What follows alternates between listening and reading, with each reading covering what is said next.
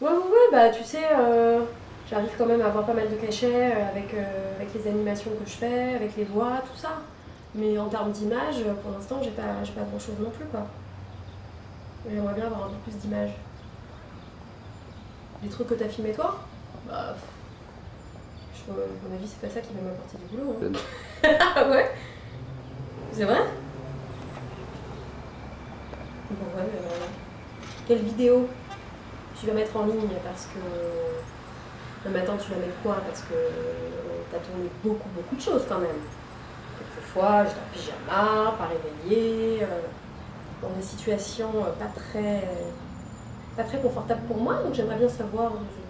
Bon, tu vois, tu vas faire attention quand même.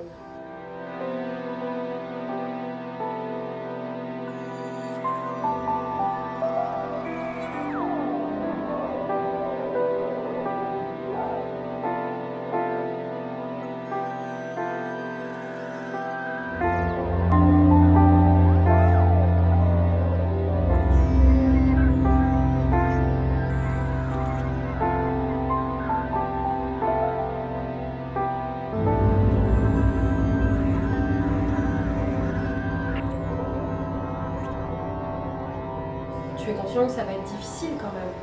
Alors, toi, est-ce que ça t'aide? Pourquoi tu as pris cette décision-là en fait? Tu penses que concrètement, tu auras et nous aurons des explications concrètes à la chute de notre histoire? D'abord, il y a eu une fascination pour l'image. Quand j'ai découvert l'univers d'Hitchcock, j'étais toute petite, je devais avoir 7 ans. Et je pense que ma grand-mère n'était pas vraiment consciente que c'était quand même du cinéma qui pouvait faire peur à des petits. J'ai découvert les oiseaux. Et dans les oiseaux d'Hitchcock, eh ben, j'ai découvert une coupe de cheveux.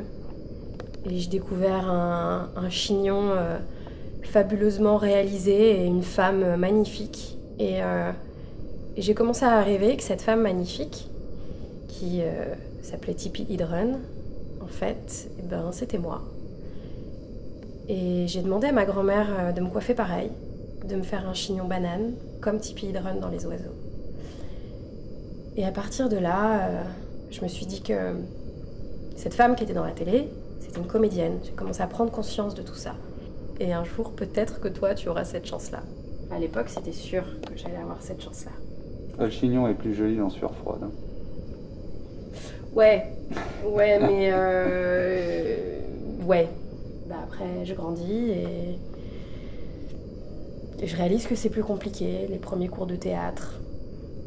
Le désir, il est toujours là, la certitude, elle est toujours là.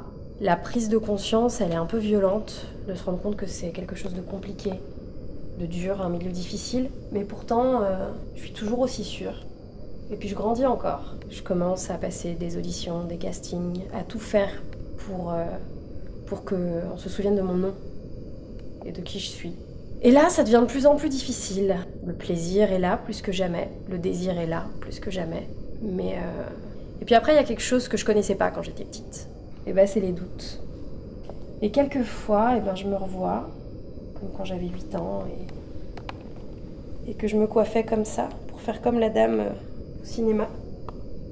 Et je me regarde et je me dis, ah, t'étais plus tranquille quand t'avais 8 ans. Tu doutais pas. Il y a des jours où le doute, il est plus présent que d'autres. On croit toujours quand on est petit que c'est d'abord le talent qui compte, mais en fait, on s'en rend bien compte qu'il n'y a pas que le talent. Il va y avoir autre chose. J'aimerais bien savoir quoi.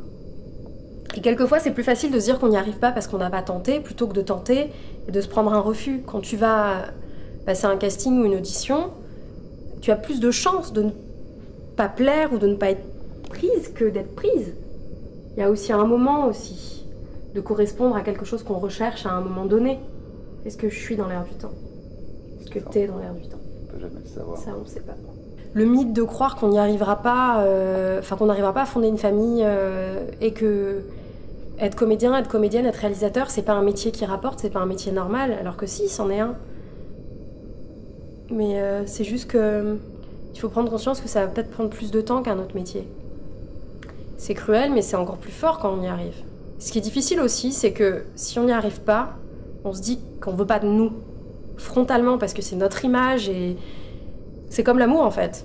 Quand tu finis par tomber quelqu'un que t'aimes, enfin quand tu finis par tomber sur quelqu'un que t'aimes et qui t'aime, bah, c'est un peu pareil quoi. Sur quelqu'un qui est sensible à toi, à ce que tu dégages, donc ça veut bien dire que tout est possible.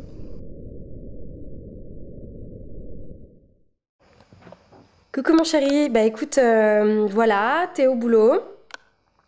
Je vais pas tarder à partir, ma valise est prête, je suis toute prête pour partir quelques jours en vacances. Et voilà, je voulais te faire la surprise et que t'aies ce petit message ce soir quand tu rentreras du boulot. Je voulais juste te dire que je t'aime très fort et que je penserai beaucoup à toi et que tu vas beaucoup me manquer. Et évidemment, j'aurais aimé qu'on soit tous les deux ensemble, mais tant pis, voilà. Mais c'est que partie remise. Prends bien soin de toi, pense à bien manger 3 repas par jour et 5 fruits et légumes. Et de toute façon, je t'appelle ce soir en arrivant et voilà. Je t'aime très très fort. Salut. Tant que tu fais attention et que tu ne mets pas des choses trop intimes, trop personnelles et que... J'ai toujours trouvé ta façon de filmer très belle et peut-être même certaines personnes verront peut-être ça comme un jeu et comme une mise en scène et se diront pas que c'est un vrai couple peut-être. Peut-être que des personnes vont se dire ça nous appartient pas. Parce que je pense que ce qu'on a vécu toi et moi, il y a des tas de couples qui l'ont vécu d'une façon différente à leur manière, mais c'est assez universel finalement. On n'est pas les seuls, certainement pas les seuls sur cette terre à revenir sur ce qu'on a vécu, à essayer de comprendre et à faire en sorte que les choses s'améliorent, pour l'un comme pour l'autre.